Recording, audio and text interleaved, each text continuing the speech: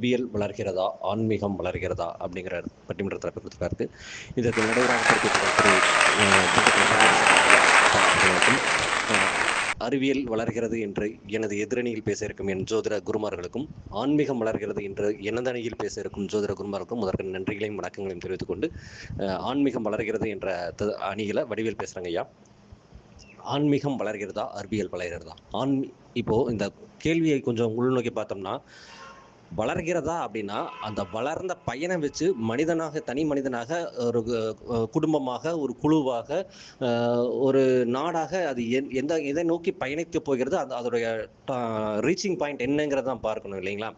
இப்போ அறிவியல் வளர்ந்துருச்சு அப்படின்னா, உங்களுடைய கான்செப்ட் பிரகாரம் ஒரு பட்டன் ஃபோன் இருந்தது, அதாவது லேண்ட்லைன் இருந்தது, அப்புறம் பட்டன் ஃபோன் வந்தது, இப்போ ஆண்ட்ராய்ட் ஃபோன் வந்திருக்கு, வளர்ந்துட்டு இருக்கு. இதை வச்சு நீங்கள் எந்த சாமி கண்டுபிடித்தீங்க, என்ன பயன் அடைஞ்சிட்டீங்க அப்படின்னு பார்த்தா, இருக்க மனிதனை சோம்பேறித்தனமாகவும் அதற்குள் அவனுடைய நேரத்தை விரயம் செய்வமாக தான் இருக்குதே தவிர, முழுசாக ஒரு இப்போ பஸ் டிராவலில் போகும்போது ஒவ்வொருத்தரும் தனித்தனியாக ஃபோன் எடுத்து வச்சுக்கிறாங்க. ஒரு குடும்பத்துக்குள்ளேயே 4 பேர் தனித்தனியாக ஃபோன் எடுத்து வச்சுட்டு இருக்காங்க. இந்த அறிவியலை வச்சுட்டு நீங்கள் என்ன பண்ண போறீங்க? ஒன்றுமே பண்ண முடியாது. ஆனால் ஒரு கோவிலுக்குள்ளே போறீங்க அப்படின்னா முகம் தெரியாத ஒரு 4 பேர் இருப்பாங்க. அவங்க உட்காந்து கடவுளை உட்காந்து பிரார்த்தனை பண்ணிட்டு இருப்பாங்க. அங்கே போகும்போது உங்களுக்கு கல்லோடாயினும் சொல்லி எழுன்னு பழமொழியே இருக்குது. நீங்கள் கோவிலுக்கு போனால் போதும், உங்கள் மனசு ஃப்ரீ ஆயிரும். நீங்கள் செல்ஃபோனை பார்த்துட்டு இருந்தால் மனசு கெட்டு தான் போகும். இந்த அறிவியல் வளர்ந்ததுனால விபரீதங்கள் தான் அதிகமாக இருக்குது. இன்னும் ரொம்ப எளிமையாக சொல்லணும் அப்படின்னா, அறிவியல் வளர்ந்துருச்சு நீங்கள் எல்லாம் குதிச்சுட்டு இருக்கும்போது இப்போ ஹாஸ்பிட்டலைசேஷன் அதிகமாக தான் இருக்குது. கடந்த ஒரு 30 வருடங்களுக்கு முன்னால், ஒரு 40 வருடங்களுக்கு முன்னாடி எத்தனை ஹாஸ்பிட்டல் இருந்தது, எத்தனை நோய்கள் இருந்தது, இன்னைக்கு எத்தனை நோய்கள் இருக்குது, எத்தனை ஹாஸ்பிட்டல் இருக்குது, எத்தனை ட்ரீட்மெண்ட்ஸ் இருக்குது. இது ஒவ்வொன்றுக்கும் இப்போ இது ஒரு நோய்க்கு போனோன்னா ஒரு மாத்திரை கொடுக்குறாங்க. அது எக்ஸ்ட்ரா சுகர்னு எடுத்துட்டாலும் ஒரு ஃபர்ஸ்ட் ஒரு டேப்லெட் சாப்பிடுங்கிறாங்க, அப்புறம் 2 டேப்லெட் சாப்பிடுங்கிறாங்க, அப்புறம் காலையில் நைட்டுன்னு சாப்பிடுங்கிறாங்க, அப்புறம் காலை வெட்டணுங்கிறாங்க. கடைசி வரைக்கும் அடுத்தடுத்த ட்ரீட்மெண்ட் போயிட்டு இருக்காங்களே தவிர இது அறிவியல் வளர்ச்சி கிடையாது. அறிவியல் வளர்ச்சினா என்ன? அந்த நோயே வராமல் இருக்கணும்ல, வந்த நோயை கட்டுப்படுத்தல வைக்கணும்ல. அது எப்படி அறிவியல் வளர்ச்சி நம்ம எடுத்துக்க முடியும்? ஆன்மீகம்ங்கிறது என்ன சொல்ல வருதாங்க அப்படின்னா, தோன்றின எல்லாம் இறந்தே தீரும், சரிங்களா? பிறந்த எல்லாம் இறந்தே தீரும். அந்த ஒரு கான்செப்ட் முதல்ல வரணும். நமக்கு எது தேவை, நம்ம எதை நோக்கி போகணும் அப்படிங்கிறத அன்னைக்கு கோவனாண்டிகளும் சித்தர்களும் முனிவர்களும் போறவர்களும் சொல்லிட்டு போகட்டாங்கய்யா. இது நம்ம நம்மளுடைய பாரத பூமி புனித பூமி, அதுவும் தென்னகத்து பூமி. இப்போ தமிழ்நாடுங்கிறது ரொம்ப புனிதமான பூமி. இங்க இருக்கிறவங்க காசி போகணும் அப்படின்னு சொன்னா, காசியில் இருக்கிறவங்க கும்பகோணத்தை நோக்கி வந்துட்டு இருக்கிறாங்க. அப்படிப்பட்ட புனித பூமியில வாழ்ந்துட்டு நம்ம அதை பத்தி தெரியாத விஷயங்களை புரியாம இருந்துகிட்டு அறிவியல் தான் ரொம்ப டாப் அப்படின்னு பேசக்கூடாது. இப்போ ரோஜா செடி இருக்குது அப்படின்னா அந்த பூவில் மட்டும்தான் மனம் இருக்கும், ரோஜா செடியிலேயே மனம் இருக்காது. அதோட சூட்சமம் எங்க இருக்கு, அதை நம்ம புரிஞ்சுக்கணும்ல. உங்களோட அறிவியலை வச்சு ரோஜா செடி பூரா இலை இல்லாம பூ வர வைக்க முடியுமா? இல்ல செடி அந்த முள்ளுல கூட அந்த வாசம் வர வைக்க முடியுமா? கிடையாது. அப்போ ஆன்மீகம் என்ன அப்படிங்கிறது, அந்த சூட்சமம் என்னங்கிறது நீங்க புரிஞ்சுக்கிட்டாதான், அதை உணர்ந்துகிட்டாதான் தெரியும். நீங்க வீட்டுல செஞ்சா சாதம், கோயிலுக்குள்ள போயிட்டு வந்தா அது பிரசாதம். பிரசாதம்ங்கிற போது உன்னத நிலை அடைய முடியும். இந்த உன்னத நிலை எப்படி அடைய முடியும்? நீங்க உணர்ந்தாதான் அடைய முடியும். இது உணர்வுபூர்வமாக விரையும். இப்போ நம்ம விருட்ச சாஸ்திரம், நம்ம நிறைய கோவில்கள் சொல்றோம்.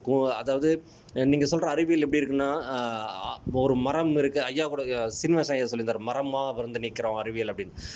வெளியில் தெரியும், உங்க கண்ணுக்கு தெரிகிற பார்வைக்கான மரம் தான் நீங்க சொல்லக்கூடிய அறிவியல். ஆனா அதனுடைய வேர் பகுதி உள்ள இருக்கு. இதுதான் ஆன்மீகம்.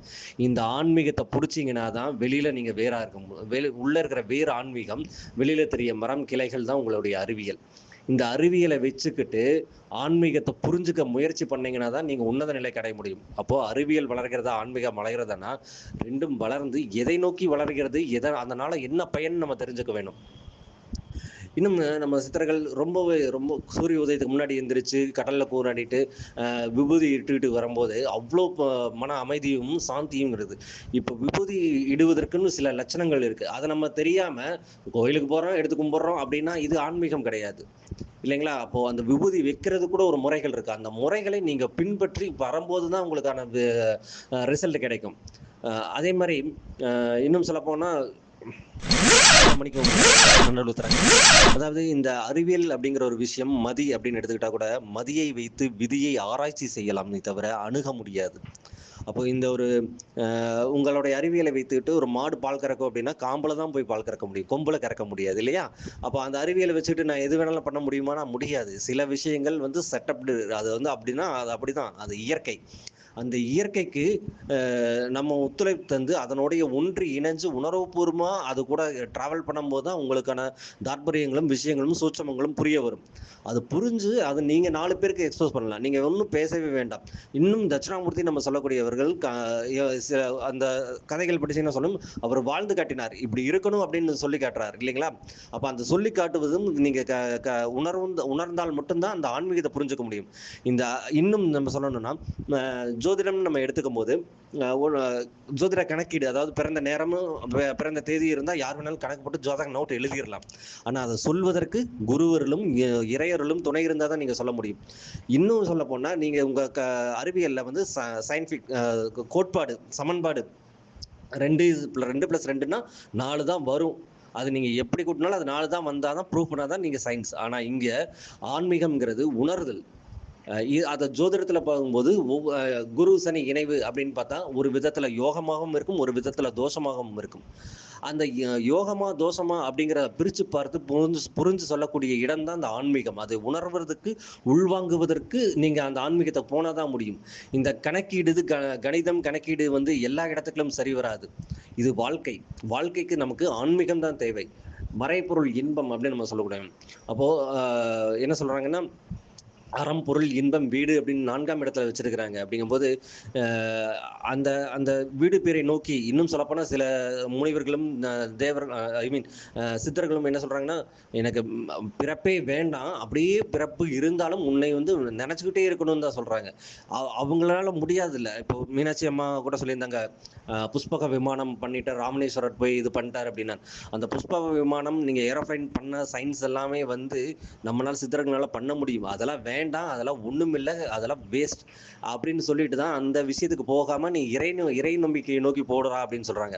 இன்னும் சொல்ல போனா பரிகாரங்கள் அப்படிங்கிறது இந்த கோவிலுக்கு இங்க பண்ணு அப்படின்னு சொல்லுவது என்னன்னா, இங்கிருந்து கோவிலுக்கு போவதற்கு இப்போ நம்ம வந்து பைக் கார் எல்லாம் வச்சிருக்கிறோம் இல்லைங்களா? அந்த காலத்துல பொடிநடையாகவோ இல்ல மாட்டு வண்டியில போகும்போது ஒரு நாள் டிராவல் பண்றாங்க அப்படின்னா, அங்க போற வழியில இருக்கிற உணவுகளுக்கும் அவங்க சாப்பிடுவதற்கு இவங்க ஒரு பயண செலவு செய்வாங்க. அந்த பயண செலவு அவங்களுக்கான வாழ்க்கை செலவா மாறும். இப்போ ஒரு கோவில்ல போய் ஒரு பூ வாங்குறோம் அப்படின்னா, அந்த பூ வந்து நமக்கு வந்து இறைவனுக்கு கொடுக்கறதுக்கு நம்ம வாங்குறோம். ஆனா அந்த பூக்கடை வச்சிருக்கவங்க அதுதான் வாழ்வாரம். இதுதான் பரிகாரமாக நீங்க எடுத்துக்க வேண்டும். தவிர நம்ம போய் 10,000 செலவுன்ட்டு நம்ம ஜாதகத்துல இருக்கிறது மாறுமா அப்படின்னு கேட்டா, நம்ம வினை பயனை அனுபவிச்சுதான் ஆகணும். அதுதான் ஃபர்ஸ்டே சொன்னேன், பிறந்தனை எல்லாம் இறந்தே தீரும். ஸோ அந்த கான்செப்டை தாண்டி அதுல நீங்க எவ்வளவு தூரம் டிராவல் பண்ணி முன்னுக்கு போறீங்க, இந்த உயிரை வச்சுக்கிட்டு இந்த வினையை வச்சுக்கிட்டு நீங்க எவ்வளவு தூரம் கழிச்சுக்கிட்டு மேலுக்கு போறீங்கன்னு சொல்லக்கூடிய விஷயம்தான் ஆன்மீகம். அதை உணர்ந்தால் மட்டுமே வரும். இந்த அறிவியல் வச்சுக்கிட்டு மனித மூளை வந்து ரொம்பவே வந்து என்ன சொல்றது, கொடூரமாக தான் போயிட்டு இருக்கு. ஈவன் இட் இஸ் நம்ம இந்த நூற்றாண்டில் மிகப்பெரிய விஞ்ஞானின்னு சொல்லக்கூடிய ஆல்பர்ட் எடிசன், ஐன்ஸ்டீன் கூட சொல்லியிருக்கிறாரு, இந்த எப்போ அறிவியல் சாதனங்கள் கண்டுபிடிப்புகள் புதுசா வர ஆரம்பிப்பதோ அது மனித இனத்திற்கு கேடு அப்படிங்கிறாங்க. இப்போ ஒவ்வொரு நாடும் ஒவ்வொரு நாட்டை தற்காத்துக் கொள்வதற்கான அறிவியல் போய் இன்னொரு நாட்டு மேல பயம் தான் வருகிறது. இந்த பயத்தை கொடுத்ததுதான் இந்த அறிவியல். இது தேவையில்லை. இந்த ஆன்மீகம்ங்கிறது அந்த பயமா வராது. உண்மை வழிபாடு உபாய வழிபாடுன்னு 2 விஷயம் இருக்கு. நீங்க உபாய வழிபாடு பண்ணிட்டு இருக்கும்போது எனக்கு காசு பொருளை தா பணத்தை தா அப்படின்னு கேட்டுட்டு இருந்தா அது உபாய வழிபாடு.